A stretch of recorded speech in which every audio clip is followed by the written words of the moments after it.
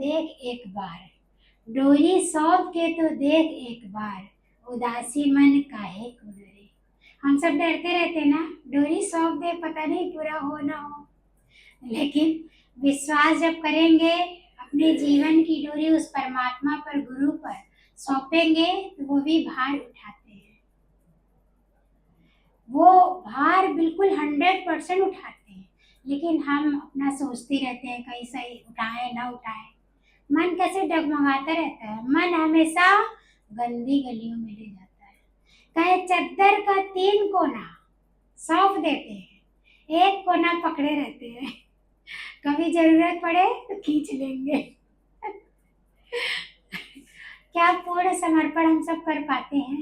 नहीं कर पाते। कभी भी जैसे विरोधाभास होता है, विपरीत परिस्थितियां आती हैं तो मन कैसे डगमगाने लगता है ना। कहे अगर विपरीत परिस्थिति आती है तो हमें उठाने के लिए आती है, अगर अच्छी परिस्थिति आती है तो हमें जगाने के लिए। कैसे हमारा जीवन बनता चला जाता है। अनंत शुक्राने गुरु जी के हैं। पहले क्या हम सब समझ पाते थे? नहीं समझ पाते थे। जैसे बहुत अच्छा दृष्टांत बताएं, कहे कि एक चोर होता है, वो चोरी करता था। एक दिन संत का साथ मिल गया।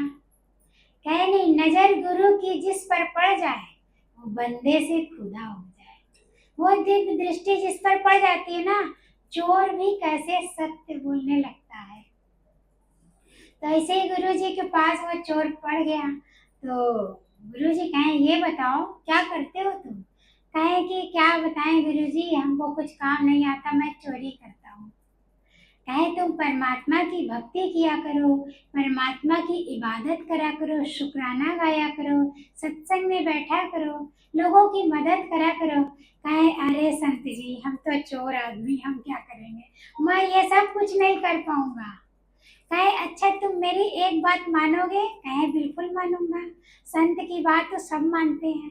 कहे नहीं, कर अपना कल्याण सत्संग में आकर, नीच भी हुए महान सत्संग में आकर, पशु भी बने इंसान सत्संग में आकर, कर अपना कल्याण सत्संग में आकर। आज गुरु की नजर जिस पर पड़ जाती है वो बंदे से खुदा हो जाता है। कैसे कहा कि अच्छा ये बताओ तुम चोरी करते हो? कहे हाँ। कहे तुम स्त्रियों को अपनी माँ और बहन आज के बाद समझना, समझोगे? कहे हाँ ये तो मैं कर सकता हूँ। अब उसने क्या किया, वो गया चोरी करने एक दिन, तो वो रानी का घर था। उस राज्य का जो राजा था उसे कोई पुत्र नहीं थे, कोई संतान नहीं था। तो गुस्से में अपनी पत्नी को एक बहुत दूर एक मकान में रख दिया था, एक कमरे में। तो वहाँ थी, वहीं गया चोरी करने। जब वो चोरी करने लगा तो वो जो उसके जो राजा के जो जितने भी कर्मचारी तो बाहर पहरा देते थे, जब पहरा देते थे तो वो तुरंत राजा को खबर पहुंचाए कि आपके वहाँ पत्नी के कमरे में कोई अनजान व्यक्ति घुसा है। और राजा तुरंत दौड़ता दौड़ता आया, और जब वो चोरी कर रहा था अंदर जाकर, तो वो जो रानी थी उसने कहा ये तुम क्या कर रहे हो, तुम चोरी करने आए हो? कहे हाँ मैं चोरी करने आया हूँ। कहे ऐसा गलत काम तुम करते हो? कहे क्या करे, मुझे और कुछ ढंग ही नहीं करने को, इसलिए मैं चोरी करता हूँ। अब देखो राजा भी आ गया, राजा के कर्मचारी भी बाहर खिड़की से झांक रहे हैं। तो रानी ने क्या कहा, कहा ये बताओ मैं तुम्हें और भी धन दूंगा, लेकिन शर्त एक है, मेरी एक इच्छा पूरी कर दो। अब वो 5 कदम पीछे हट गया। कहा नहीं, मैं स्त्रियों अपनी माँ को, बहन को देखता हूँ, मैं पुत्र का कोई कार्य हो मैं ये सब कार्य नहीं कर सकता, पुत्र का कार्य हो तो बोलो, मैं करने के लिए तैयार हूँ। अब रानी कितनी प्रसन्न हुई कि चोरी भी कर रहा है लेकिन कितना ईमानदार भी है। अब ये सब बातें राजा बाहर खड़ा सुन रहा था, और जब सुन रहा था तो फिर अंदर गया और बड़ा खुश हुआ, उसको पकड़ कर ले गया अपने राजमहल में पकड़ कर ले गया।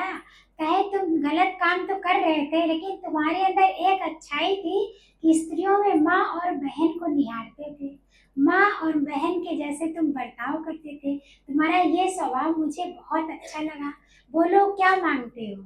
कहा, राजन, मैं आपसे कुछ नहीं चाहता। जो मेरी माँ उस मकान में है, जिसको आपने 12 साल से त्याग किया है, उस माँ को ससम्मान सहित इस राज दरबार में लाया जाए, उसको उतना मान सम्मान दिया जाए। जब इस तरह कहा तो राजा कहा, ठीक है, कोई बात नहीं। अब क्या किया, राजा गया, अपने दल बल से गया रानी को लेने, कि चलिए आपको सम्मान सहित मैं लेने आया हूँ। रानी ने क्या कहा? कहा, मैं चलने को लिए तो तैयार हूँ, लेकिन मेरी एक शर्त है। कहे क्या? कहे वो जो चोर था मैं उसको अपना पुत्र मान ली हूँ, उसको अपना पुत्र मानकर राजकुमार घोषित कर दीजिए, तब मैं चलूंगी, वरना मैं नहीं जाऊंगी। तब राजा क्या कहा, आप भी उसको पुत्र मानिए। राजा भी प्रसन्न था क्योंकि सभी देख रहा था। कहा, ठीक है रानी, चलिए। अब देखिए, उसको, रानी को अपना आदर सम्मान सहित डोली में ले गए। और जब ले गए तो अपने राजमहल में बैठे, इसी तरह राज दरबार लगा था, उस चोर को उन्होंने क्या कहा, अपना पुत्र मान लिया, कैसे राजकुमार घोषित कर दिया। देखिए, कहने का सिद्धांत ये है कि एक संत की एक बात उसने मानी थी ना, कि स्त्री को हमेशा माँ बहन सम्मान करके देखना, माँ बहन की तरह मान सम्मान इज्जत प्यार देना, उसने सिर्फ वही तो किया था। देखिए, वो राजकुमार बन गया कि नहीं। कहे, संतों की एक एक बात में बहुत राज रहता है, बशर्ते हम सब माने तो सही। इंसान मानता ही तो नहीं। कहे, गुरु के मुख से निकला हर एक वचन वरदान होता है, वो हाँ कर दे या ना कर दे, दोनों में ही भक्त का कल्याण होता है। जो सुनकर चल पड़े, असल में वही भगवान होता है। आज देखिए, उसने संत की बात मानी तो कैसे राजकुमार बन गया कि नहीं। तो इसी तरह गुरु जी कहते हैं, हम भी सत्संग सुन रहे हैं गुरु जी के, क्या उनके वचनों को एक भी बात मानते हैं? अगर मानते हैं तो जीवन बन रहा है, नहीं मानते हैं तो हम उसी जगह खड़े हैं। घर वालों को हम इतना समय लेकर आते हैं और यहाँ ज्ञान सुनते हैं, समय देते हैं, इस समय का सदुपयोग करो। यही समय परमात्मा की डायरी में लिखा जा रहा है।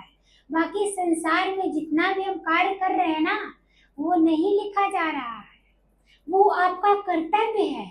ये क्या है? परमात्मा के निमित्त किया हुआ पुरुषार्थ है। इसको आप करोगे ना, 100% गारंटी है कि आपका हर कार्य पूरा होगा। और संसार में जो भी करोगे, पता नहीं पूरा हो ना हो। आज दिन तक कितने मन में इच्छाएं आती हैं, क्या पूरा हो जाता है? नहीं होता ना। जब परमात्मा की कृपा बरसती है तभी वो पूरा होता है। फिर दूसरा बताएं कि वो भी एक चोर था। वो पिता और बेटा दोनों चोर थे।